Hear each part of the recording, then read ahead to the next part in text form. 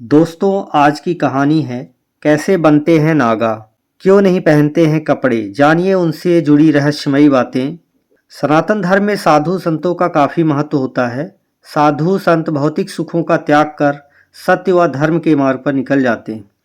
इसके साथ ही उनकी वेशभूषा और खान पान आम लोगों से बिल्कुल अलग होती है। इनको ईश्वर की प्राप्ति का माध्यम माना जाता है। साधु संत आमतौर पर पीला, केसरिया या लाल रंगों के वस्त्र पहनते हैं। साधु संत को ईश्वर के सबसे निकट माना जाता है। सन्यासी अपने पूरे सांसारिक जीवन का त्याग कर देता है और अपना समय भगवान का नाम स्मरण करने में लगाता है। साधु संतों में नागा साधुओं की चर्चा जरूर होती है। सबसे खास बात यह है कि नागा साधु कपड़े नहीं धारण करते। वह कड़ाके की ठंड में भी नग्न अवस्था में रहते हैं। वह शरीर पर धूनी या भस्म लगाकर घूमते हैं। नागा का मतलब होता है नग्न। नागा सन्यासी पूरा जीवन नग्न अवस्था में ही रहते हैं। वह अपने आप को भगवान का दूत मानते हैं।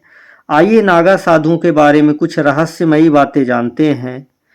नागा सन्यासी बनने की प्रक्रिया बहुत लंबी और कठिन मानी जाती है। अखाड़ों द्वारा नागा सन्यासी बनाया जाता है। हर अखाड़े की अपनी मान्यता और परंपरा होती है और उसी के अनुसार उनको दीक्षा दी जाती है। कई अखाड़ों में नागा साधुओं को भुट्टो के नाम से भी बुलाया जाता है। अखाड़े में शामिल होने के बाद इनको गुरु सेवा के साथ सभी छोटे काम करने के लिए दिए जाते हैं।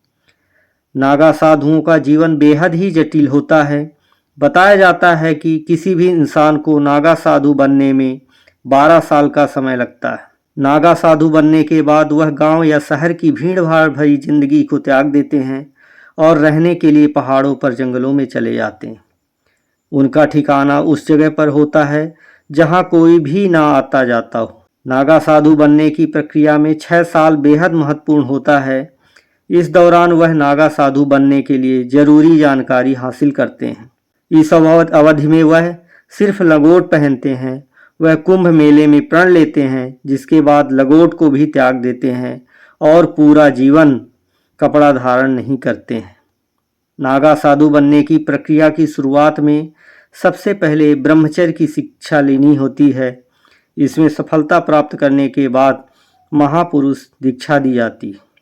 इसके बाद यज्ञोपवीत होता है और इस प्रक्रिया को पूरी करने के बाद वह अपना और अपने परिवार का पिंडदान करते हैं, जिसे बिजवान कहा जाता है। 17 पिंडदान करते हैं, जिसमें 16 अपने परिजनों का और 17वां खुद का पिंडदान होता है।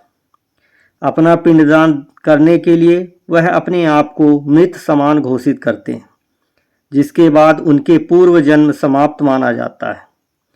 पिंडदान के बाद वह जनेऊ गोत्र समेत उनके पूर्व जन्म की सारी निशानियां मिटा दी जाती हैं। इसकी वजह से नागा साधुओं के लिए सांसारिक जीवन का कोई महत्व नहीं होता। नागा सन्यासी अपने समुदाय को ही अपना परिवार मानते हैं। वह कुटिया बनाकर रहते हैं और इनकी कोई विशेष जगह और घर नहीं होता है। सबसे बड़ी बात यह है कि नागा साधु सोने के लिए बिस्तर का इस्तेमाल भी नहीं करते। नागा साधुओं को एक दिन में सिर्फ 7 घरों से भिक्षा मांगने की इजाज़त होती है। अगर उनको इन घरों में भिक्षा नहीं मिलती तो उनको भूखा ही रहना पड़ता है। नागा सन्यासी दिन में सिर्फ एक बार ही भोजन करते हैं।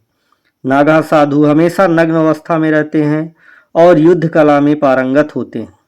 यह अलग अलग अखाड़ों में रहते हैं। जुना अखाड़े में सबसे ज़्यादा नागा सन्यासी रहते हैं। आदि गुरु शंकराचार्य ने अखाड़े में नागा साधुओं के रहने की परंपरा की शुरुआत की थी। बताया जाता है कि नागा साधुओं के पास रहस्यमयी शक्तियाँ होती हैं। वह कठोर तपस्या करने के बाद इन शक्तियों को हासिल करते हैं, लेकिन कहा जाता है कि वह कभी भी अपनी इन शक्तियों का गलत इस्तेमाल नहीं करते। वह अपनी शक्तियों से लोगों को समस्याओं से निवारण करते हैं। हिंदू धर्म में किसी भी इंसान की मौत के बाद उसके मृत शरीर को जलाने की मान्यता है, जो सदियों से चली आ रही है। लेकिन नागा साधुओं के शव को नहीं जलाया जाता। नागा सन्यासियों का मृत्यु के बाद भू समाधि देकर अंतिम संस्कार किया जाता है। नागा साधुओं को सिद्ध योग की मुद्रा में बैठाकर भू समाधि दी जाती है। तो दोस्तों, ये कहानी कैसी लगी आप कमेंट करके हमें ज़रूर बताइएगा। और अगर और कुछ जानना चाहते हैं नागा साधुओं के बारे में तो हमें ज़रूर कमेंट कीजिए।